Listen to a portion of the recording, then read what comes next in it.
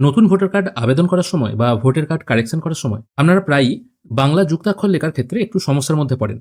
এই সমস্যার সমাধান কি করে করবেন, আজকের ভিডিওতে আমরা সেটা নিয়েই আলোচনা করব।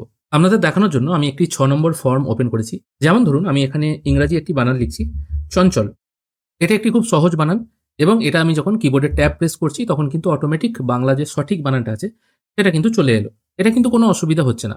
অসুবিধা হয় যুক্তাক্ষর লেখার ক্ষেত্রে। যেমন ধরুন, আমি একটি ইংরেজি বানান লিখছি, সৃঞ্জন, SRENZON। অ্যাকচুয়ালি যেটা যে হওয়ার কথা, কিন্তু যিনি ক্যান্ডিডেট আছেন তিনি ইংরেজিতে এই স্পেলিংটাই লেখেন। তারপর আমি যখন ট্যাব প্রেস করছি সেক্ষেত্রে দেখুন এরকম একটা বানান চলে আসছে, যেটার অ্যাকচুয়ালি কি অর্থ আছে আমি নিজেও বুঝতে পারছি না। কতগুলো যুক্তাক্ষর একসাথে চলে এসছে। অথবা ধরুন, মুসলিম শেখ এই বানানটা যখন লেখা হয় সেখানেও কিন্তু তালবস্বয় একার খ চলে আসে, বা অনেক সময় দন্তস্বয় কয়ে এই টাইপের একটি কথা চলে আসে। তো এরকম যদি প্রবলেম হয় সেক্ষেত্রে আপনারা কি করবেন? আমি আপাতত একটি সবথেকে জটিল বানান সৃঞ্জন এটাই নিচ্ছি আপনাদের বোঝানোর সুবিধার জন্য, যার বাংলা বানান হচ্ছে দন্তেশ্বয় রি, ইয় বর্গীর জয়ে দন্তন্য। আমি সঠিক স্পেলিংটি লিখব।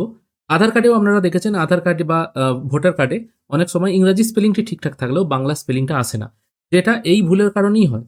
আপনারা অনেকে বলেন বা ফর্ম ফিল আপ করতে গিয়ে বলেন ইংরাজিটা তো ঠিক আছে, বাংলাটা ওরা ওখান থেকে পাঠাচ্ছে, মানে সার্ভার ওদের ওখান থেকে দিচ্ছে। এটাই সেই জন্য এটা চেঞ্জ করা যায় না, বা অনেকে খাটতে চায় না, বা অনেকে আছে যারা অ্যাকচুয়ালি প্রসেসটা কি আছে, কি করে সঠিক বানানটা লেখা হয় সেটাই জানে না। সেই জন্য এই প্রসেসটা আপনাদের জেনে নেওয়া দরকার। আমি প্রথমে বাংলা বানানটা ডিলিট করে দিচ্ছি। তারপর এখানে এই কিবোর্ড আছে, কিবোর্ডটা ওপেন করে নিচ্ছি। এর বাংলা বানান হচ্ছে দন্তস্বয় রি।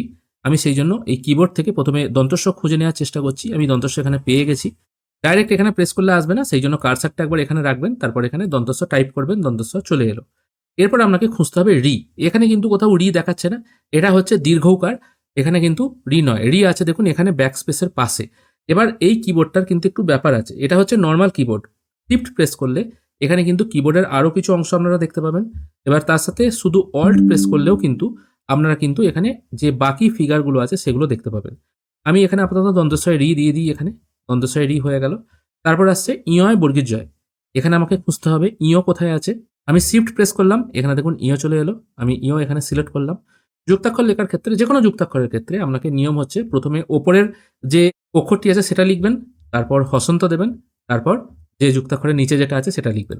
দেখুন ইয় বর্গীর জয় চলে এলো। তারপর এখানে দন্তন্য দিয়ে দিন। দেখুন কত সহজে কিন্তু কাজটা হয়ে গেল। তার মানে যুক্তাক্ষর লেখার ক্ষেত্রে নিয়ম হচ্ছে, ধরুন আপনি একটি বানান লিখতে চান কুজ্ঝটিকা। কুজ্ঝটিকা মানে কুয়াশা। আমি এখানে লিখছি কয়ে হর্ষৌ। তারপরে হবে বর্গীর্জয়ে ঝয়ে। আমি প্রথমে এখানে বর্গীর্জয় লিখলাম, বসন্ত লিখলাম। শিফট প্রেস করে আমি এই কিবোর্ডটা পেয়ে গেলাম, এখানে ঝ আছে, আমি ঝ সিলেক্ট করলাম। দেখুন কয় হর্ষৌ বর্গীর্জয়ে ঝয়ে চলে এলো। কুজ্ঝ টিকা।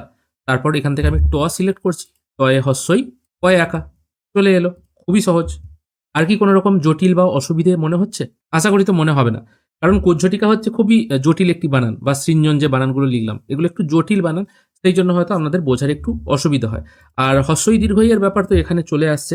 আর শিফট প্রেস করলে এখানে যে মেন যে ফর্মগুলো আছে সেগুলো কিন্তু চলে আসছে, আর এখানে কিন্তু হস্যইকার দীর্ঘইকার এগুলো আসছে। আরও যদি কিছু খুঁজে না পান, আমি বললাম প্রথমে অল্ট প্রেস করতে পারেন। ধরুন ডয় শূন্যরও দরকার, সেটা এখান থেকে পেয়ে যাচ্ছেন। ডবল রি এখান থেকে চলে আসছে। অ্যাকচুয়ালি নর্মাল যে ভ্যালু আছে, ধরুন প ফ, কিবোর্ডে প ফ একই কিয়েতে হয়ে যায়।